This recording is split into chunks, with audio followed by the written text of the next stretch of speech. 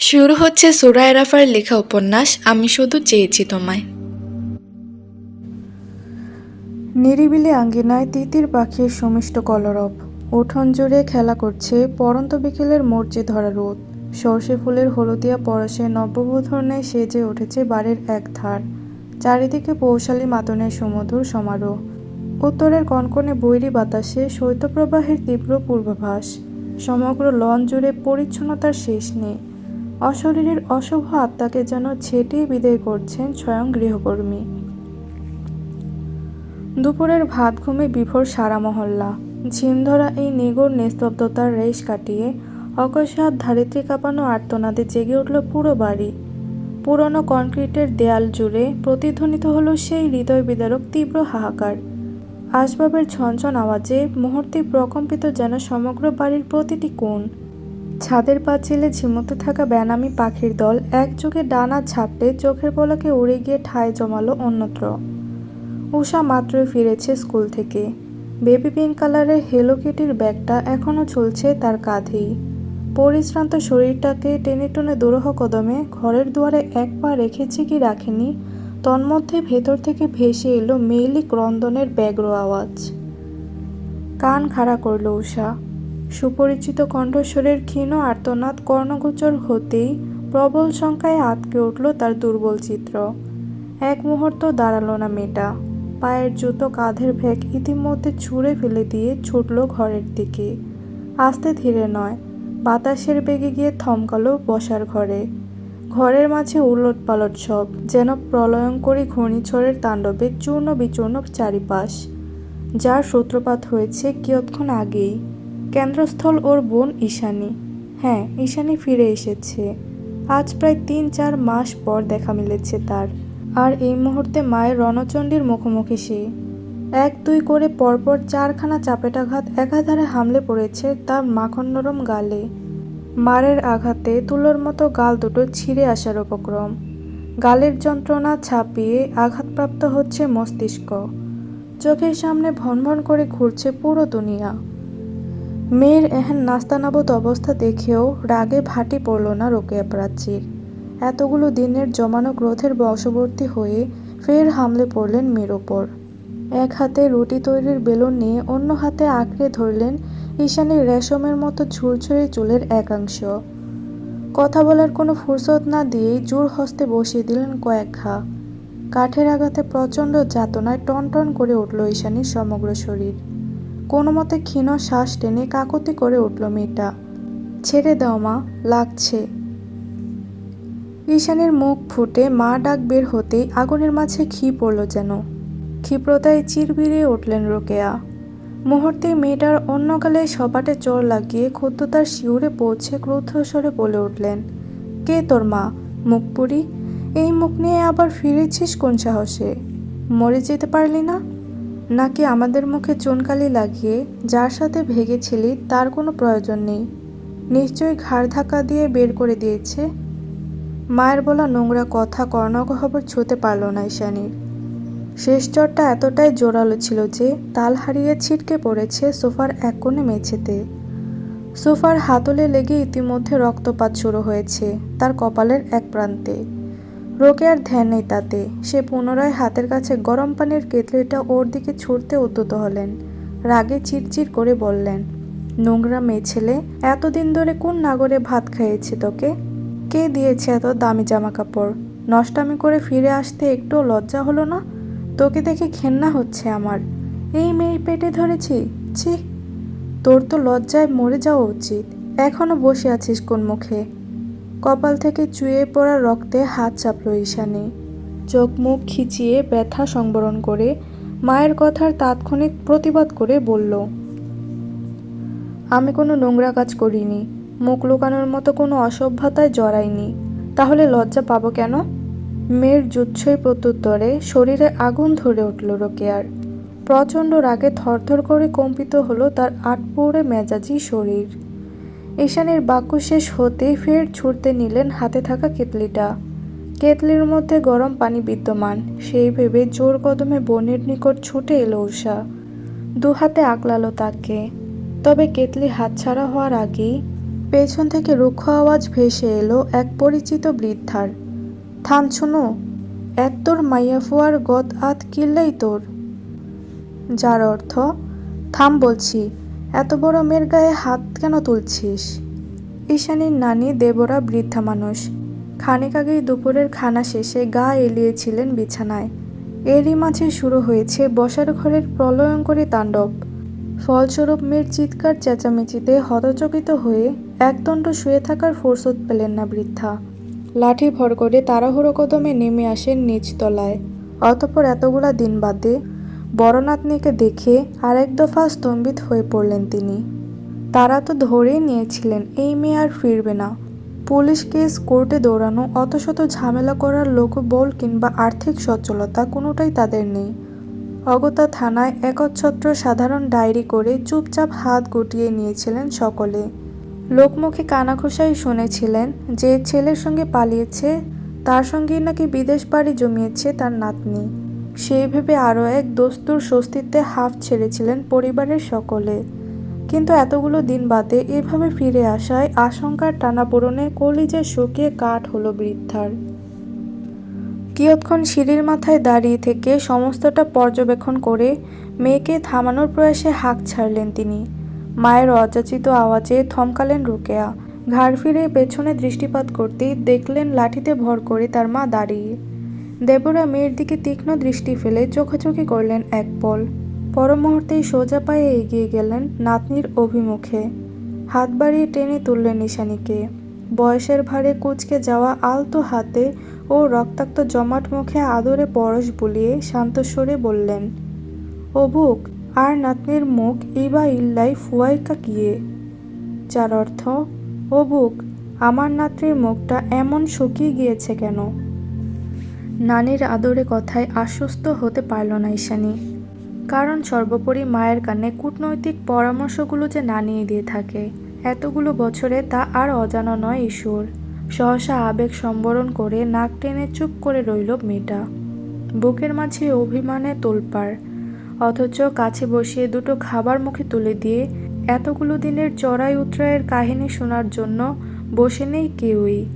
ওসব কলুষিত অধ্যায়কে এই জীবনে সামনে আনার জন্য যেই মনের জোরটুকু প্রয়োজন, সেটাও এই মুহূর্তে অবশিষ্ট নেই ঈশ্বর মাঝে। আর না আছে সকলের সম্মুখে নিজেকে জাহির করার ন্যূনতম ইচ্ছা। অতএব চুপ থেকে পরিস্থিতি সামাল দেওয়াটা বুদ্ধিমানের কাজ। এল্লা গড়িয়ে এনে হনে মারে, যার অর্থ, এভাবে কেউ মারে? ঈশানীর ভাবনার ছেদ ঘটে নানির উদ্বিগ্নতায়। এবারও নিশ্চুপ মেয়েটা। কোমল চিবুকে সন্তর্পণে হাত বুলিয়ে নানি ফের শোধায়, তুই এহালা কিল্লাই? নাতি জামাই হটে। যার অর্থ, তুই একা কেন, নাত জামাই কোথায়? নানির কথায় ছলকে উঠল ঈশানী। আশ্চর্য কণ্ঠে শোধালো, নাত জামাই মানে? কি বলছো এসব নানি? ঈশানীর কথায় তেলে বেগুনে জ্বলে ওঠেন রোকেয়া। দাঁতের মাঝে দাঁত পিষে ঝাঁঝালো গলায় বলেন, ঢং পেয়েছে, ঢং। কোথায় না কোথা থেকে বেলাল্লাপনা করে এতদিন বাদে ফিরে রসিকতা জুড়েছে আমাদের সাথে। মহল্লার সবাই জানে তুই জিসানের সঙ্গে পালিয়েছিস, আর এখন নাটক করা হচ্ছে। দেবরা শাসালেন মেয়েকে। জোর গলায় থামিয়ে দিয়ে ফের হাসি মুখে নাতনিকে শোধালেন, হ্যাঁ রে, বিয়ে হয়নি? মা আর নানির অযাচিত প্রসঙ্গে মাথায় যেন আকাশ ভেঙে পড়ল ঈশানীর। নিজের নামে তৈরি করা এত এত কুচ্ছায় মাথা ঝালাপালা হয়ে যাচ্ছে ওর। কিসের স্বস্তি, কিসের কি? এই যেন অসহায়ত্বের নদী ছাড়িয়ে মহাসমুদ্রে পতন। তবে ঘাবড়ালো না মেয়েটা। অহেতুক কথা বিনা বাক্যে উপেক্ষা করে কপাল সংকোচন করে নিল ব্যতিগ্রস্ততায়। কোনো প্রকার দ্বিধাবোধ ছাড়াই মায়ের কথার পাশে ব্যগ্র স্বরে বলে উঠল, জিসান ঠিক আছে? ওর কিছু হয়নি তো? ভালো আছে ও? ঈশানীকে শঙ্কিত দেখাচ্ছে। দৃষ্টি জুড়ে ভর করেছে অহেতুক কাতরতা। মেয়ের উদ্বিগ্নতায় কপাল কুঁচকে ফেলল রোকেয়া প্রাচী। মাকে উদ্দেশ্য করে বিরক্তির স্বরে বলল, দেখলে মা, দেখলে? যার সাথে পালিয়েছে তার নাকি খবরই জানে না। এত নাটক কোথা থেকে শিখেছিস? আমি তো শেখাইনি। তখন থেকে পালিয়েছি অপবাদ কেন দিচ্ছ? আমি কারো সঙ্গে পালাইনি। মেজাজ সংবরণ করতে না পেরে তৎক্ষণাৎ তেতে উঠল ঈশানী। দিশেহারা মস্তিষ্কের পাহাড় সমান তার বইতে না পেরে ক্লান্ত পথিকের ন্যায় তপ্ত শ্বাস ছেড়ে আহত গলায় বলল, আমি ভালো ছিলাম না মা, বিশ্বাস করো, আমি মোটেই ভালো ছিলাম না। ভয়ঙ্করভাবে ফেঁসে গিয়েছিলাম একটা জায়গায়, যেখান থেকে কোনোদিন বেঁচে ফিরবো কিনা, তোমাদের আদৌ দেখতে পাবো কিনা সেটাও জানা ছিল না আমার। ঈশানীর এত এত আহাজারির পাছে চড়াত করে উঠলেন রোকেয়া। আচানক ঝাড়ি মেরে বললেন, আবারও নাটক শুরু করেছিস? আবারও? চোখের সামনে দেখতে পাচ্ছি দামি দামি সব জামা কাপড় পরে আছিস, অথচ মুখে বুলি আওড়াচ্ছিস তুই ফেঁসে গিয়েছিলি। বলি, নিজের মাকে তোর এতই বোকা মনে হয়? দিনের পর দিন কি খেয়েছি না খেয়েছি কোনো খোঁজ রাখিস নি। তোর ছোট বোনটা সবে স্কুলে পড়ে, বাড়িতে বৃদ্ধা নানি, এত কিছু জানা সত্ত্বেও তুই চাকরি ছেড়ে পালালি কোন মুখে? আর এখন ফিরে এসে নাটক জুড়ে দিয়েছিস। পালিয়ে গিয়ে তুই নাকি মোটেই ভালো ছিলি না। যদি ভালোই না থাকিস তাহলে এই দামি দামি পোশাকের উৎস কি? কোথা থেকে জুটিয়েছিস এসব? মায়ের অভিযোগের তোপে নিজের দিকে দৃষ্টিপাত করল ঈশানী। অশ্রুসিক্ত নয়নজোড়া নীরবে বোলালো বিধ্বস্ত শরীরে। পরনে গুচ্চি ব্র্যান্ডের ক্রিমি ওভারকোট, পায়ে স্যালেনের তৈরি ব্ল্যাক ব্যালেরিনা, এমনকি গলার স্কার্ফটাও লুইস ভুইটনের লোগো দিয়ে ভরপুর। এগুলো নিঃসন্দেহে কোটি টাকার পোশাক, কিন্তু ঈশানী তো জানে এগুলো সব কালো টাকায় কেনা, যার মূল্য ঈশানীর নিকট এক পয়সাও না। যার টাকা দিয়ে কেনা সেই মানুষটার মতোই এই পোশাকগুলোকে অমল ঘৃণা করে ঈশানী। নেহাত লজ্জা নিবারণের সম্ভ্রমের প্রয়োজন, তাই পড়েছিল এতদিন, কিন্তু এখন তো আর এসবের প্রয়োজন নেই। জামা কাপড়গুলোর উৎস ভাবতে গিয়েই অস্বস্তিতে হাঁসফাঁস করে ওঠে মেয়েটার বক্ষপিঞ্জর। এই দামি পোশাকগুলো ওকে মোটেই শান্তি দিচ্ছে না, ক্রমাগত স্মৃতির পাথায় জাগ্রত করে তুলছে প্যান্ট হাউসের সেই ভয়াবহ নিশীথে ডুবে থাকা মরীচিকার সম্রাট নিশাচর এরি শিওভানের ধারালো মুখাবয়ব, তার পাষণ্ড হৃদয় থেকে উকড়ে আসা প্রতিটি কলুষিত বাক্য, মিসাইল হামলার সেই বীভৎস দৃশ্যপট, কীট পতঙ্গের মতো বর্বর হত্যাকাণ্ড, মেয়ে জাতিকে পণ্যের মতো বেচাকেনা, মতের অমিল হলেই শ্যুট করে দেওয়া, আর পরিশেষে এরি শিওভানের সেই বেসমেন্টের নৃশংসতা। প্রতি পদে পদে এই মানুষটা ওকে ভোগ্যপণ্যের মতোই একাধিক পুরুষের নিকট ছড়িয়ে দিতে দ্বিধাবোধ করেনি একবারও। হয়তো নিজেই আবার প্রতিহত করেছিল সেসব, কিন্তু এতে ঈশানীর সম্মানহানি কি হয়নি মোটেই? হয়েছিল তো বটেই। চাকচিক্য পোশাকের অন্তরায় এই বীভৎস কলুষিত সময়গুলোর কথা ভাবতে গিয়ে কলিজা কেঁপে ওঠে ঈশানীর। অজান্তেই ভয়ের তোড়ে শিউরে ওঠে মেয়েটা। মস্তিষ্কের খেই হারিয়ে এক নিমিষে শরীর থেকে ছুঁড়ে ফেলে দেয় রেশমের মতো ফিনফিনে কোমল স্কার্ফটা। অতঃপর ওভারকোটটা টেনে খুলতে খুলতে তরতরিয়ে উঠে যায় দোতলায়। গন্তব্য নিজের কক্ষ। এগুলো না ছাড়তে পারলে শান্তি নেই, কিছুতেই শান্তি নেই। ঈশানীর যাওয়ার পানে হতবিহ্বল নয়নে তাকিয়ে আছে সকলে। ওকে এভাবে বিনা বাক্যে ঘরে চলে যেতে দেখে কটমটিয়ে ওঠেন রোকেয়া। মেয়েকে আটকানোর পায়তারা করে তিনি সিঁড়ি ডিঙিয়ে উঠতে উদ্যত হয়ে বলেন, কথার জবাব না দিয়ে কোথায় যাচ্ছিস তুই? এটা কোনো আশ্রম নয় যে যেখানে থেকে খুশি নোংরামি করে ফিরে এসে বিনা কৈফিয়তে ঘরে ঢুকে পড়বি।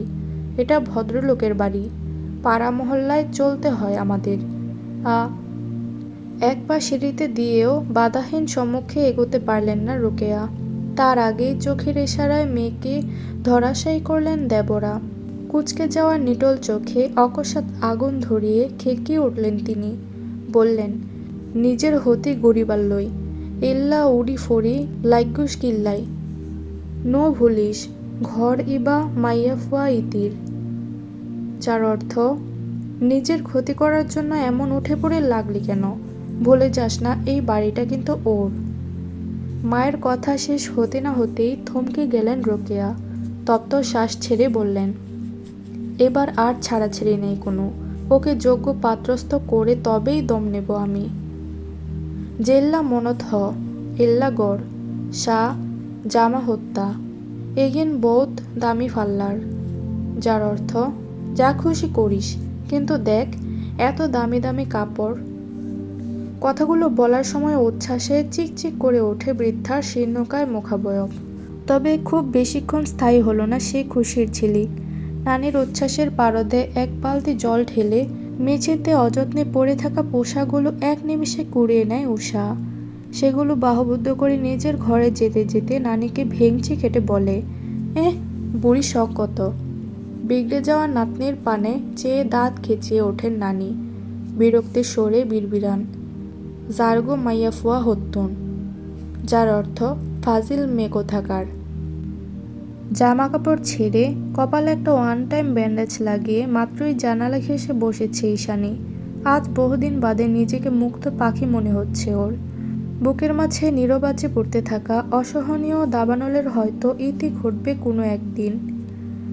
বিভীষিকার সমাপ্তি ঘটিয়ে মুক্তি পাবে স্মৃতির পাতা। সেদিন হয়তো সত্যিকারের পরিসমাপ্তি ঘটবে এই নৃশংসতার। কিন্তু খারাপ সময়, খারাপ স্মৃতি, এগুলো কি এত সহজে ভোলা যায়? মানবজাতি বারবারই আবেগ দ্বারা পরিচালিত। ভালো সময় দীর্ঘক্ষণের হলেও মানুষ তা মনে রাখে না খুব একটা, অথচ ক্ষণিকের সামান্যতম খারাপ স্মৃতিটাকেও তারা আঁকড়ে ধরে থাকে সারা জীবন। তবুও ঈশানী অপেক্ষারত, পেছনের কলুষিত স্মৃতিকে ছুঁড়ে ফেলে একটা স্বাভাবিক জীবন ফিরে পাবার প্রয়াসে দিবারাত্রি অপেক্ষার প্রহর গুনছে অন্তর্মুখী মেয়েটা। কিন্তু আদৌ কি সেটা সম্ভব? নীরবে অতিবাহিত হলো কিয়ৎক্ষণ। আশেপাশে প্রগাঢ় নিস্তব্ধতা। সন্ধ্যার বুক চিরে বিষণ্ণ আধারে হাতছানি, যেন কেউ কোথাও নেই। শুধু ঈশানী আর তার অন্তহীন ভাবনারা তমসায় হাবুডুবু খাচ্ছে নির্নিমেষ। পরমুহূর্তে কি ভেবে যেন বাস্তবতায় ফিরে এলো মেয়েটা। হাত বাড়িয়ে টেবিলের ড্রয়ার থেকে পুরনো মোবাইল ফোন আর একটা সিম তুলে নিল নিঃশব্দে। অতঃপর আট পৌড়ে মোবাইলখানায় সিম প্রতিস্থাপন করে ডায়াল করলো একটা বেনামি নাম্বারে। একবার দুবার করে কয়েকবার রিং হতেই অপর পাশ থেকে ফোন রিসিভের পিক পিক আওয়াজ ভেসে এলো। মৃদু সেই আওয়াজটুকু কর্ণগোচর হতেই এপাশ থেকে দ্বিধাগ্রস্ত স্বরে ডেকে উঠল ঈশানী, হ্যালো জিসান। টিকটিক করে ঘড়ির কাঁটা জানান দিয়ে যাচ্ছে রাতের অন্তিম প্রহরের নীরব আগমন। বাইরে তুষারপাতের একচ্ছত্র বিচরণ। বরফের আস্তরে ডুবে আছে প্রকৃতি। কেমন যেন ঠান্ডায় জমে মৃত লাগছে সব। আজকাল এই নির্জীবতা, এই বিষণ্ণ নীরবতা বড্ড বিরক্ত লাগে ইরিশের। মস্তিষ্ক ছাপিয়ে সেই বিরক্তটুকু আনমনে উদ্ভাসিত হয় তার সমগ্র মুখমণ্ডলে। তুষার আচ্ছাদিত মস্কো শহরের মতোই এক টুকরো বরফ খণ্ডে রূপান্তরিত হয়ে আছে তার বিধ্বস্ত নিগুড় চিত্ত। হৃদয়হীন লোকটার অনুভূতি প্রকাশের ভাষা জানা ছিল না অভিমানিনীর অভিব্যক্তি বুঝে ওঠার অভিনব কৌশল। তাই তো সবসময়ের মতোই পরিশেষে এর প্রাপ্তির খাতা শূন্য। অনুভূতি দিয়ে প্রাপ্তি বিচার করা মূর্খতার লক্ষণ। এরই সেটা ফলাতে চায় না কখনোই। ওর কাছে জীবন মানে ভ্যালু অফ দ্য পাওয়ার। কলুষিত হওয়ার কোনো পরিসীমা নেই। এরিশ সাইকোপ্যাথ না, তবুও ওর ক্রাইমগুলো অত্যন্ত সুনিপুণ আর দূরদর্শী। অবশ্য সবটাই ব্রাডবয়ের কামাল। ব্রাডবয় ওকে জানোয়ার বানিয়েছিল, কিন্তু ঠিক কিরূপ জানোয়ার সে কথা আজও পুরো আন্ডারওয়ার্ল্ডের অন্তরায়। আজকাল ঈশানীর ব্যাপারে ভাবতে গেলে গতি হারায় হৃদযন্ত্র। সেই বেপরোয়া বেগতিক হৃদয়ের লাগাম টানায় অপারগ স্বয়ং মাফিয়া বস। যে কোনো পন্থায় মেয়েটার সান্নিধ্য পেতে চায় মন। হাজারো কিলোমিটারের দূরত্বে থেকেও সে নীল চোখের অন্তরালে ডুব দিতে যায় মস্তিষ্ক। হোক সে যতই খারাপ আর অশুভ পন্থা। তবে কি এটাই সাইকোনিউরোসিস? M I sick? আমি কি ওর জন্য ধীরে ধীরে ডেসপারেট হয়ে পড়ছি? বর্ষিত তুষারপাতের বিপরীতে কাচের দেয়ালের অভিমুখে দাঁড়িয়ে আনমনে বিড়বিড়ালো মাফিয়া বস। বিধিবান, মস্তিষ্ক উত্তর খোঁজার আগেই ভাবনা শত ছিঁড়ে যায় তার। পেছন থেকে নিম্নস্বরে ডেকে ওঠে আগন্তুক, প্রিভিয়েট মাই লর্ড। এরিশ পেছনে ঘুরতে না ঘুরতেই নতজানু হয়ে সম্মান জানালো গার্ড। চোখের পাতায় কিঞ্চিত পলক ছেড়ে সম্মান গ্রহণ করে পরবর্তী আরজিতে অবিচল থাকার আদেশ জানালো পাইথন লিডার। প্রথমে কিছু অপ্রাসঙ্গিক কথা দিয়ে শুরু করে লোকটা জানালো, পাইথন প্যারাডাইসের বেশ কয়েকটি ক্লাব দখলে নিয়ে নিয়েছে ড্রাগন হান্টার গ্রুপ। তাদের গুপ্তচরেরা ইতিমধ্যে অর্ধশতাধিক পাইথন গার্ডসকে হত্যা করে ধরাশায়ী করে ফেলেছে অন্যদের। স্লাটগুলো সব তাদের হাতে বন্দি। তুষার বস গন্তব্যে না থাকায় গার্ডসরা সেভাবে লিড পায়নি, ফলস্বরূপ এই অবনতি। কথা বলার সময় তীব্র শঙ্কায় কণ্ঠনালী তীর তীর করে কাঁপছিল তার। এই বুঝি রুথলেস মাফিয়া বসের নৃশংসতার শিকার হতে হয়। ক্লাবের খবরাখবর সাধারণত তুষারই হস্তান্তর করে ইরিশকে। গার্ডসরা অনিবার্য কারণ ব্যতীত সম্মুখীন হয় না মাফিয়া বসের। যেন নিষিদ্ধ দুনিয়ার বিধ্বংসী জানোয়ারটার ভয়ে অহর্নিশ জর্জরিত সকলে। কিন্তু এখন তো তুষার নেই। ক্লাবে ঘটে যাওয়া একের পর এক আতর্কিত হামলার কথা জানানোটা জরুরি। তাই তো এই অকুতোভয় আগমন। গ্লাসের ওয়াইন ফুরিয়ে এসেছে। এরই সেগুলো ওয়াইন সাজানো বিস্তার তাকের দিকে। ধীরে ধীরে সময় নিয়ে দেখতে লাগলো প্রতিটি বোতল। সবগুলোর মধ্যে নান্দনিক কারুকার্য শোভিত একটা ছোট মতো জার তুলে এনে ছিপিগুলো চমক দিল তাতে। সেই তখন থেকে মাফিয়া বসের কাণ্ড কারখানাগুলো কুণ্ঠিত নজরে পরখ করছে আগন্তুক। এত বড় একটা দুর্ধর্ষক খবর শোনার পরেও কিভাবে এতটা স্বাভাবিক রয়েছে বস, আপাতত সেটাই তার ভাবনার বিষয়। ইয়াক, ভেরি ব্যাড টেস্ট। অকস্মাৎ কিছু একটা ভাঙার ঝনঝন আওয়াজে ভাবনা থেকে ছিটকে বেরিয়ে এলো গার্ডটা। মার্বেল পাথর খচিত তকতকে মেঝের ওপর ইজাবেলা ইসলে হুইস্কির চূর্ণ বিচূর্ণ জারটা পড়ে থাকতে দেখে হকচকালো সে। এটা পৃথিবীর সবচেয়ে দামি ওয়াইনগুলোর একটি। দাম আনুমানিক 40 কোটি। এমন একটা ব্যয়বহুল জিনিসকে এভাবে পায়ের কাছে গড়াগড়ি করতে দেখে মাফিয়া বসের রাগের পারদ কিঞ্চিত হলেও অনুমান করতে পারল গার্ডটা। টেরিটরি সুরক্ষার অপারগতায় ভরকালো সে। মাত্রাতিরিক্ত ভীতিগ্রস্ততায় ওষ্ঠাগত প্রাণ। তাও কম্পিত শরীর লিডারকে মানানোর প্রচেষ্টায় অব্যাহত রেখে বলল, আপনি নিশ্চিত থাকুন, আমি লিড দিচ্ছি সকলকে। আজ রাতেই ক্লাব বেদখল করে ছাড়ব আমরা। লিপ। চকিত চোখ তুলল রোষ লোকটা। নদীর মতো শীতল অথচ প্রগাঢ় কণ্ঠে ফের একই শব্দ আওড়ালো মাফিয়া বস। লিপ। উপায়ন্তর না পেয়ে হ্যাঁসূচক মাথা নাড়ালো লোকটা। তড়িঘড়ি করে কর্নিশ জানিয়ে কক্ষের বাইরে পা বাড়ালো সবেগে। তৎক্ষণাৎ গগনবিদারী গুলির আওয়াজে প্রকম্পিত হলো সমগ্র মাফিয়া পেন্টহাউস। বারুদের গন্ধে ভরে উঠল চারিপাশ। বক্ষভেদ করা বুলেটের আঘাতে শ্বাসরুদ্ধ হলো আগন্তুকের। ফেনকি দিয়ে বেরোনো তাজা রক্তের প্রবল স্রোতে সিক্ত হয়ে অফিস কক্ষের দরজায় আচানক মুখ থুবড়ে পড়ল সে। পাইথন লিডারের ক্রোধের কবলে অবশেষে ধরফরিয়ে প্রাণ উবে গেল তার। সেদিকে বাজ পাখির মতো নজরে দৃষ্টিপাত করে পেছনের আরাম কেদারায় গা এলিয়ে দিয়ে রিভলভারের সাহায্যে খানিক কপাল চুলকে বিরক্তির স্বরে বিড়বিড়ালো mafia boss. Second chance my foot.